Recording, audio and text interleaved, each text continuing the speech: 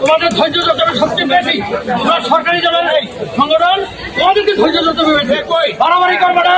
আমি বলছি সরকারি দল কলেজের প্রিন্সিপাল হিসাবে এখানে সব দলের সমন্বয়ে আমরা সুন্দর একটা পরিবেশ অনুষ্ঠান করতে চাই। কোন রকম বিশৃঙ্খলা আলোচনা না হয়। এখন থেকে পাবলিক পরীক্ষা হবে, ছাত্ররা সবাই চলে যাও, এখন প্রস্তুতি চলছে, 144 দেরি হয়ে যাচ্ছে পাবলিক পরীক্ষা, আর কোনো কথা নেই। তো আজকে আমাদের এখানে বিভিন্ন ছাত্র সংগঠন একত্রিত হওয়ার একটি কারণ আছে। কারণটি হচ্ছে দীর্ঘদিন যাবৎ তুলাম কলেজের প্রতীক্ষিত ছিল নবীনবরণ। সেই গত বছর থেকে আমাদের নবীনবরণ হওয়ার কথা ছিল, কিন্তু বিভিন্ন সময় বিভিন্ন সমস্যার কারণে এই নবীনবরণটি হতে পারে না। আমরা দেখতে পেরেছি যে একটি নির্দিষ্ট ছাত্র সংগঠনের কারণে নবীনবরণকে বারংবার পেছানো হয়েছে।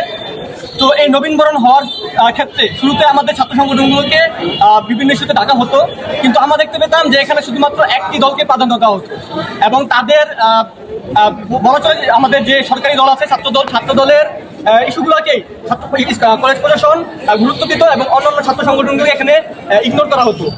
তো তারই পরিপ্রেক্ষিতে আমরা দেখেছি যে হঠাৎ কাউকে কোনো কিছু না জানিয়ে কলেজ প্রশাসন কারো কোনো ছাত্র সংগঠনের সাথে কোনো প্রকার পরামর্শ না করে এই নভেম্বরের ডেট দিয়ে দেয় এবং কে কি প্রোগ্রাম কিভাবে পরিচালিত হবে সেটাও তার সাথে কোনোভাবে ডিসকাস করে না। আমরা মনে করি এখানে অনেকগুলো ক্রিয়াশীল ছাত্র সংগঠন উপস্থিত আছে, কারণ সবার সাথে মতামতের ভিত্তিতে কোনো প্রোগ্রাম করলে প্রোগ্রামটা সুন্দর হয়। 5ই আগস্টের পরে আমাদের সকলেরই ধারণা ছিল যে কলেজগুলোতে গণতান্ত্রিক চর্চাটা শুরু হবে, কিন্তু আমরা দেখতে পাচ্ছি যে কলেজ প্রশাসনের এই একচোখা নীতিতে তারা শুধুমাত্র যাদের কাছে ক্ষমতা আছে তাদের দিকে ঝুঁকে পড়েছে এবং তাদের মতো করেই তারা তাদের প্রোগ্রামগুলোকে বাস্তবায়ন করতেছে। তো আমরা এই কারণে এখানে সংবাদ সম্মেলন বা সাংবাদিক বন্ধুদেরকে দেখেছি যে কলেজে কি হচ্ছে সেটা জানানোর জন্য।